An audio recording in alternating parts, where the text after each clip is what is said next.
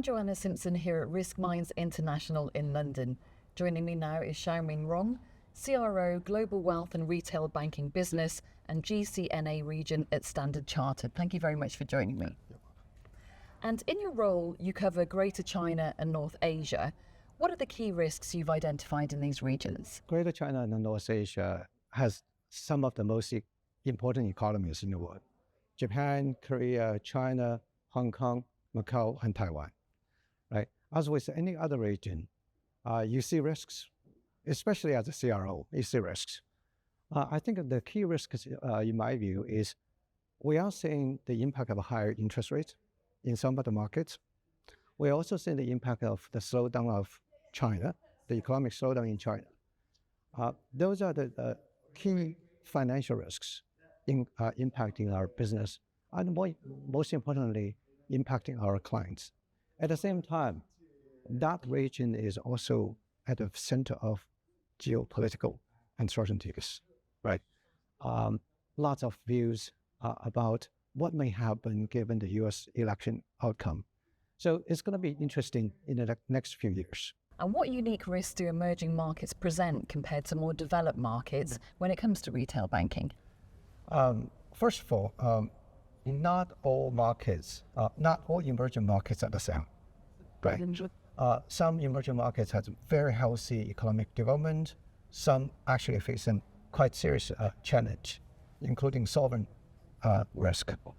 So it depends on which market you look at. At the same time, within the emerging markets, you see a wide range of customer segments that has very different banking need, starting with affluent to mass market and small businesses.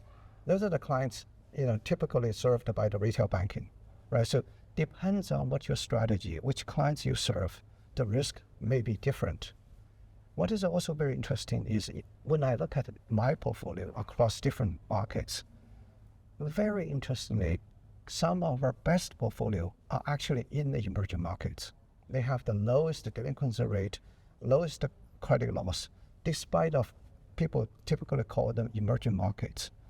What's underlying that is whether you have a very focused strategy in terms of identify the segments, the products that you offer to your client.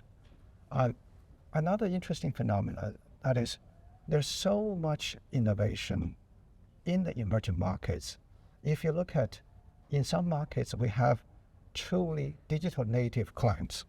Their behavior is very different from traditional customers you may find in the developed markets. So the way you approach them, the way you serve them is very different. That also means something very different from a risk management perspective. You may look at alternative data, you may have alternative risk models. So it's quite interesting when you look at what are the risks coming out from emerging markets for retail banking. And you're focusing on climate risk on your panel. How does climate risk compare to other financial risks? No surprise, it's significant. And I think it's going to be even more significant, right? How climate risk impact financial risks? I think climate risk tend to magnify or complicate other financial risks. That is something that we are paying attention to. At the same time, just going back to the previous question about emerging markets, right? The way we look at climate risk needs to be different for emerging markets, right? Because if you look at those markets from a cumulative perspective, their historic emission has been quite low. In a way, one could argue they are actually the victim, not the offender of climate risk, right? But nevertheless, going back to your question, I think climate risk is very, very important. I'm based in Hong Kong. If you were to look at the satellite image of the West Pacific a couple of weeks ago, what you would notice is there are actually 4 typhoons at the same time in a small region.